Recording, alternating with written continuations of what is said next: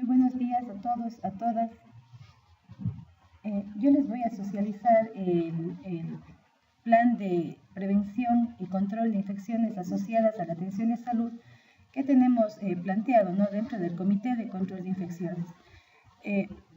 Bueno, todos ustedes, o al menos la mayoría de ustedes me conocen, yo soy enfermera y formo parte del Comité de Control de Infecciones asociadas a la atención de salud.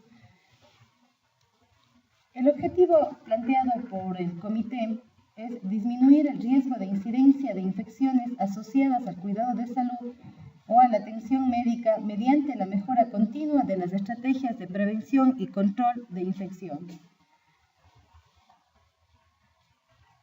¿Cuáles son los objetivos específicos? Implementar y asegurar las estrategias de una vigilancia integral y adecuada para la institución. Disminuir la incidencia de las infecciones asociadas a la atención de salud. Promover el cumplimiento de guías y protocolos en los procedimientos invasivos que se realizan dentro de las áreas hospitalarias. Verificar el cumplimiento de las estrategias de prevención de control de infecciones. Para esto tenemos elaborado el checklist que se va a empezar a verificar, ¿no?, el cumplimiento. Ustedes como médicos conocen cuáles son todos los procedimientos que se realizan, sobre todo se pone mucho énfasis en los procedimientos obviamente invasivos y que se tiene que cumplir las normas sobre todo de asepsia para que esto no nos dé como consecuencia de pronto una infección que a la final sería una infección asociada a la atención de salud. Y obviamente promover el lavado de manos como una estrategia institucional preventiva. Ustedes saben que una de las normas, más bien dicho, la norma fundamental para la prevención de infecciones es justamente la higiene de manos. Y bueno, debo decir, ¿no es cierto?, que en esta norma, o el cumplimiento de esta norma, estamos fallando, creo que la mayoría de los profesionales que trabajamos aquí en la institución. Nosotros cuando hemos salido a la vigilancia, se ve, ¿no?, y se ve todos los días, se ve como médicos, tanto tratantes, residentes, internos, enfermeras y todos, ¿no es cierto?, que no están cumpliendo con esta norma que es fundamental, que es la higiene de manos. Entonces, ese es un aspecto muy importante para la prevención de las infecciones. La meta, obviamente, la disminución de las infecciones asociadas a la atención de salud y otra cosa que es muy importante, mejorar la participación entre departamentos para la vigilancia de infecciones que se contraen en el hospital, porque a veces hay una falta de comunicación, a veces se presentan, por ejemplo, algunos factores que influyen en la presencia de estas infecciones y, como digo, hay una falta de comunicación entre departamentos para que esto se pueda solucionar y obviamente se minimice estos factores de riesgo. Y una higiene de manos realizada correctamente. Esto es, como digo, muy importante y luego la compañera Gladys Augusto, que va a abordar sobre el tema, va a profundizar esto. Bueno, ustedes más que nadie lo conoce, que es un concepto de la infección asociada a la atención de salud. Ustedes saben que son infecciones contraídas dentro de la estancia hospitalaria que no se manifestaron ni estaban presentes al momento del ingreso del paciente. Y esto obviamente ocurre en 48 horas después del ingreso. ¿Por qué es importante esto? Porque a veces a nosotros nos notifican como una infección intrahospitalaria y cuando se hace el seguimiento se ve que el paciente ya ingresó reportan como una neumonía asociada a la atención de salud cuando el paciente ingresó con un cuadro respiratorio. Entonces, ustedes como tratantes son quienes están al frente del equipo médico. Entonces, es muy importante que ustedes también se integren a esto, porque, como digo, a veces residentes o internos, sobre todo, reportan mal. Entonces, nos dan casos que son descartados, obviamente, pero que se le hace pasar como una intrahospitalaria cuando en realidad no lo es.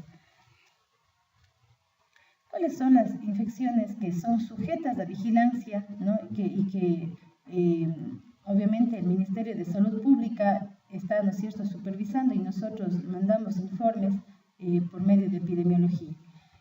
primero que nada son las neumonías asociadas a ventilación mecánica, que es una de las patologías que está sujeta a vigilancia. Las bacteriemias asociadas a catéter venoso central, las infecciones del tracto urinario asociadas a catéter urinario permanente, las endometritis puerperal, la infección del sitio quirúrgico y las patologías en neonatología, como igual las neumonías asociadas a ventilación mecánica, las bacteriemias asociadas a catéter venoso central, las sepsis y las onfalitis, que son las que, como vuelvo a repetir, están sujetas a vigilancia. ¿Cuáles son las estrategias que se plantean para la prevención de bacteriemias asociadas a catéter? Primero que nada, como dije anteriormente, es realizarse la higiene de manos adecuadamente. Ustedes saben que esta es una norma que tiene evidencia, es evidencia 1A en la prevención de infecciones. Por lo tanto, se va a hacer un control o una vigilancia bien minuciosa, inclusive con hisopados para determinar los gérmenes y también la calidad de la higiene de manos. La desinfección de piel con clorhexidina, las medidas de barrera total durante la inserción, porque esto es importante. Yo sé que ustedes lo conocen, pero lamentablemente no se pone en práctica. Nosotros hemos visto que al insertar, por ejemplo, a la inserción de un catéter, el médico que lo está insertando a veces está solamente con una bata, con guantes, pero no utiliza una mascarilla, no está utilizando campos estériles ni nada. Entonces, obviamente esos son factores que influyen para que se presenten luego las bacteriemias asociadas a catéter venoso central y a otros. La retirada de catéteres innecesarios, esto también es importante. A veces los pacientes ingresan a cuidados intensivos en donde por su mismo estado se le coloca un catéter venoso central. Luego, cuando sale a piso, el paciente incluso ya está por ser dado de alta y el paciente continúa con el catéter. Entonces, eso también les pedimos a ustedes que nos ayuden en la valoración de si realmente se requiere o no se requiere, porque al estar insertado, ¿no es cierto?, un dispositivo ahí, obviamente es una fuente potencial de infección. El manejo higiénico de catéteres, eso también se está trabajando con el personal de enfermería y el personal de internos, que son quienes están manipulando los catéteres, quienes están curando, el personal de enfermería y quien administra la medicación, que obviamente también se realice, ¿no es cierto?, con toda la técnica de asepsia, con la finalidad, como digo, de disminuir significativamente los riesgos de infecciones. Las estrategias para la prevención de neumonías asociadas a ventilación mecánica.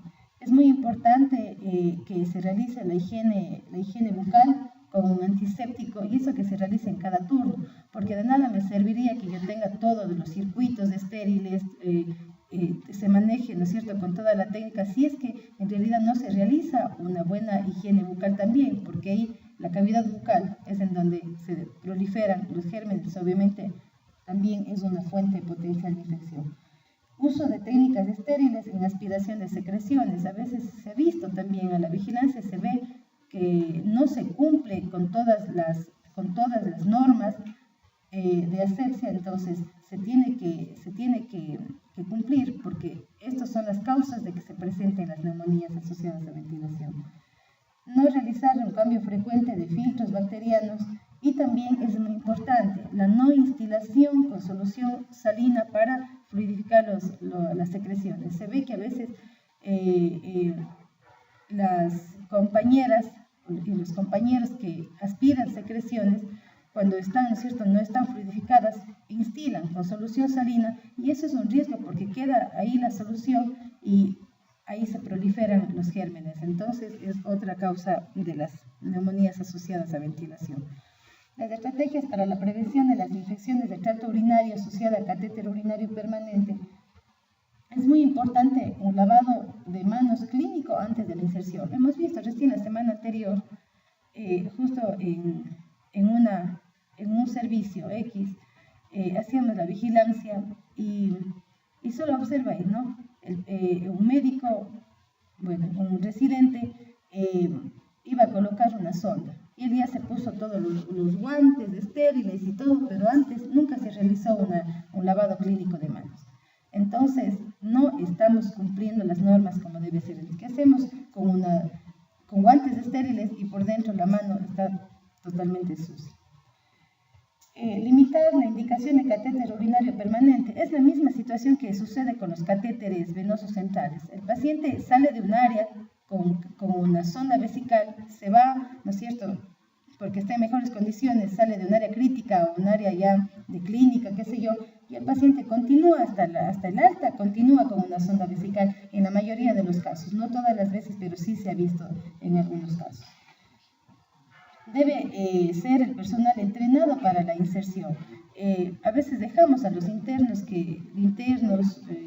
u otro personal que inserte las sondas, y son personal que a veces no tiene mucho entrenamiento y obviamente comete errores, y está ahí otro factor importante. Uso del catéter por el mínimo tiempo posible y uso de técnica aséptica también para su cuidado. ¿Cuáles son los indicadores que se están llevando, no? La tasa de incidencia de una infección asociada a neumonía asociada a ventilación mecánica, la tasa de incidencia de una infección asociada a catéter venoso central, la tasa de incidencia asociada a infecciones de catéter urinario permanente, la tasa de incidencia de endometritis puerperal, el informe de supervisión de higiene de manos y el informe de capacitaciones que también siempre se les está dando. Ustedes, como pueden ver, estas infecciones son las que son prevenibles porque como digo, en algún momento del proceso, en la atención, en la inserción, en algún momento se cometen algunos errores y por ello tenemos las infecciones. Y al hecho, obviamente, de que se utilizan dispositivos médicos, está ya, obviamente, hay ruptura de la membrana, ¿no es cierto?, o de la capa protectora en el caso de la inserción de un catéter, obviamente es una fuente potencial de infección. ¿Qué actividades se realizan en coordinación con los responsables de procesos de cumplimiento de la política de prevención y control de infecciones? Al momento que se detecta alguna infección, algún brote, siempre se está coordinado con los jefes de las áreas, los directamente responsables, con la finalidad de que esto se corte, ¿no? Se busca las soluciones y todos los mecanismos a seguir con la finalidad de que esto no se propague, sino se controle. Supervisión constante de medidas de prevención, supervisar el cumplimiento de las guías de procedimientos invasivos en todas las áreas, ¿no es cierto? Bueno, tenemos guías de procedimientos invasivos, pero a veces no se los cumple. Supervisar el cumplimiento de la higiene de manos, eso como una parte de la vigilancia activa. Bueno, eso es lo que les puedo socializar con lo que tenemos el plan de prevención de infecciones asociadas a la atención de salud. No sé si es que tienen alguna pregunta.